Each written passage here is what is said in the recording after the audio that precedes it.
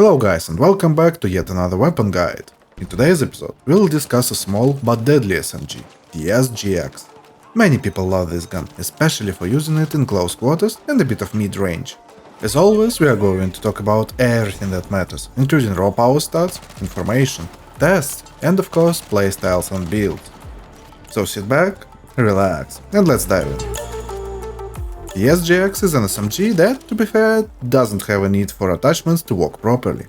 Like most SMGs, it has very manageable recoil control, a high rate of fire, and ease of overall usability. Let's talk about raw power stats. It has 25 flat damage and an 830 rate of fire, which is above average in this weapon class. It has a common for SMGs 30 bullet mag, 167 ADS transfer speed, a standard headshot multiplier of 1.34, and a 2.5 second reload time.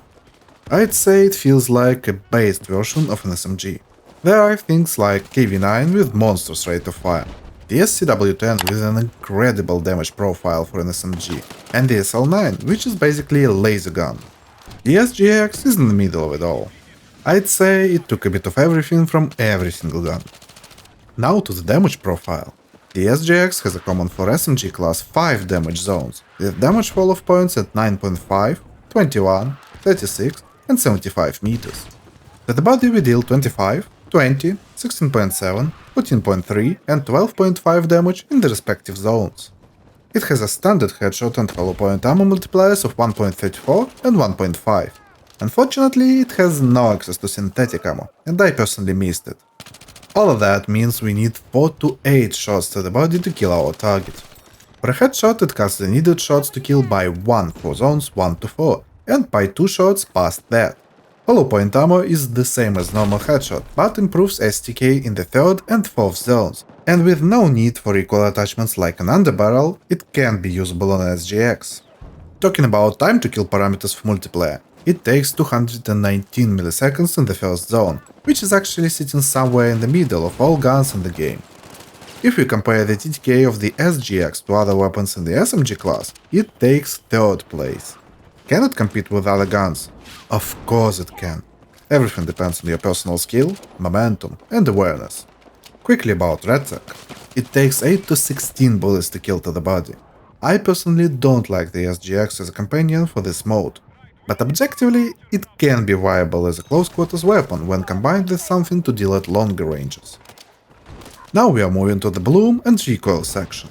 I've got an ultimate attachment guide which answers all relevant questions and tells specifics about how attachments work.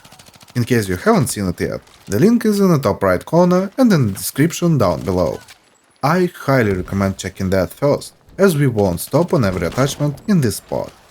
Here is the test for typical bloom area of the SGX when shooting in ADS based on 1500 shots at a 20 meter range. As always, the green area is where 98% of bullets are landing, and the red area is for the last 2%. And here are examples of single mag patterns. This gun's recoil is almost non-existent, so you definitely don't need to build around recoil control. It is very easy to master, and if you want a bit more stability, I would advise picking long or lightened suppressors. The main direction of recoil movement for the green zone is 19 degrees to the right, and with full attachments we can shrink the default area to this size, but again, there's literally no need to do that. Now a test for hipfire area without any attachments at all, at a 10 meter range. And of course, as with every SMG, we can make a hipfire build with ease. With all hipfire accuracy attachments, we can shrink that area to this size. One thing to mention, we have access to every single needed hipfire attachment, including hand stop, so we can make run and gun build versions. Playstyle. To be real with you guys, I do not like this gun. I'm not saying it's bad or something. Raw power stats, recoil control, bloom, everything says it's a decent weapon. But I don't like it, and felt it lacks something even when there is no single fact proving that. But anyway, in my experience the SGX does a good job only in close quarters and the start of mid-range. I do not recommend wasting time on any target past 36 meters, only if the target is static and really critical, for example, an engineer repairing a tank. Low muzzle velocity makes shooting targets at longer ranges a real pain. But in CQB, it can shred with ease.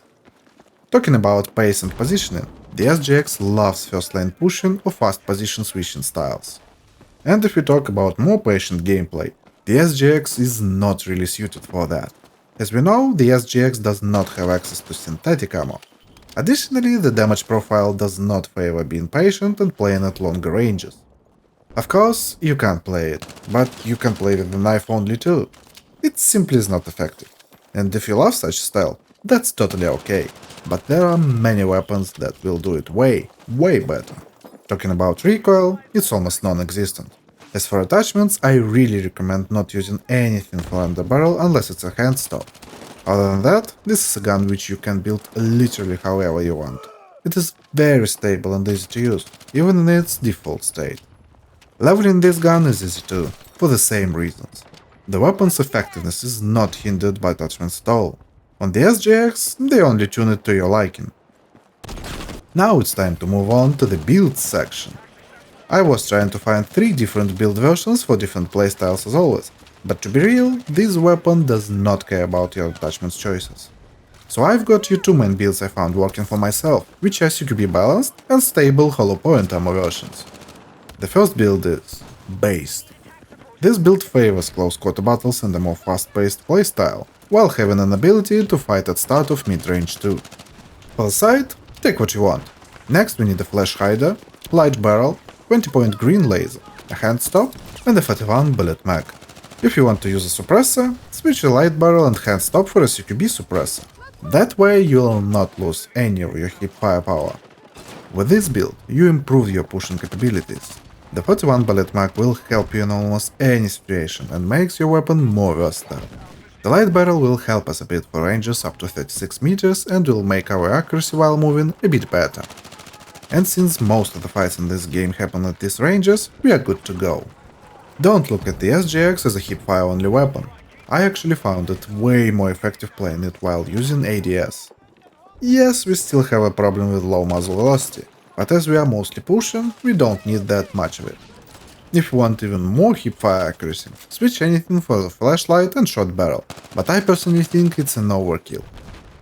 Not to forget, we are using a hand stop that will shorten the time frame for the gun to start shooting while running. As for the playstyle, it loves aggression or fast position switching and pushing. It's based, stable, accurate, small but deadly striker. The second build is Headshot Hunter. For the side section, take what you want. Next we take a long suppressor, a light barrel, a 20-point blue laser and hollow point ammo. I do not recommend changing something here, as this build is oriented to improve your accuracy while moving. The optimal range for this build is 0 to 36 meters too. It can be used up to 50 meters, but it's more about making it a bit easier to use for 22 to 36 meters.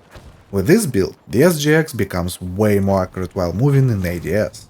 Yes, you'll lack a bit of close quarters power, but in reality, it is good right out of the box. As for the playstyle, it favors a slightly more passive one.